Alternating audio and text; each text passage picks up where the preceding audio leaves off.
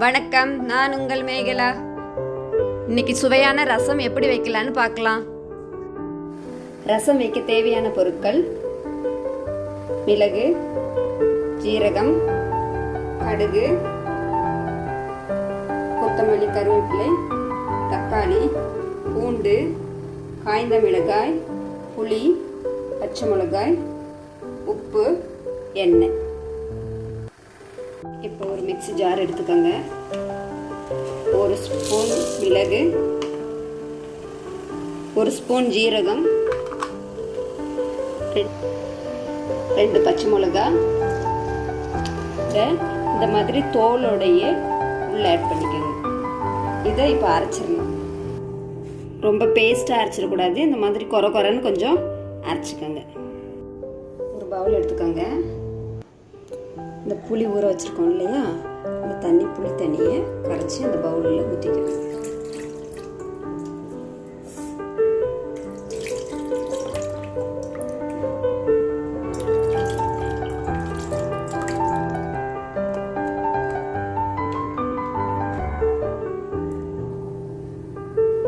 இந்த புளி தண்ணியில் 2 தக்காளியை நல்லா அப்படி மேஷ் பண்ணி விட்டுக்கோங்க.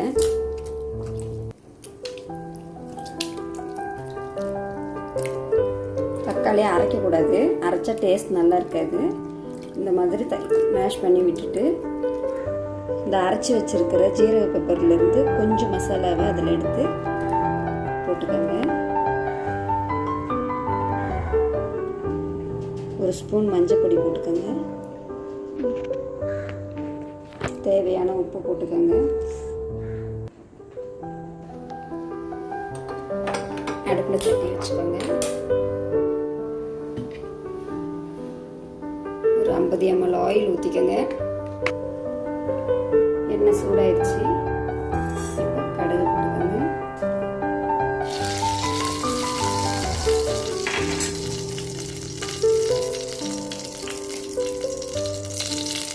கருவேப்பிலை, 6 காஞ்ச மிளகாய்,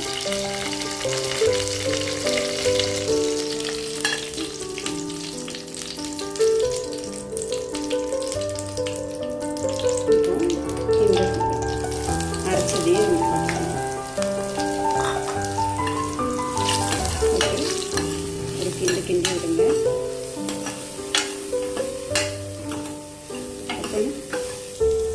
நல்லா இப்படி கிண்டி விடுங்க. இப்போ நம்ம கரைச்சி வச்சிருக்கிற தண்ணியை எடுத்து அதில்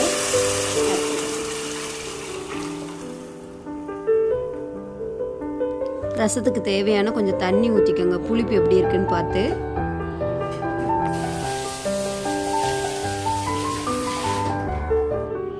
ரசம் வந்துட்டு கொதிக்கக்கூடாது. ரசம் இந்த மாதிரி நுரக்கட்டி வரும்போதே கொத்தமல்லியை போட்டு ஆஃப் பண்ணிடலாம் அடுப்பை.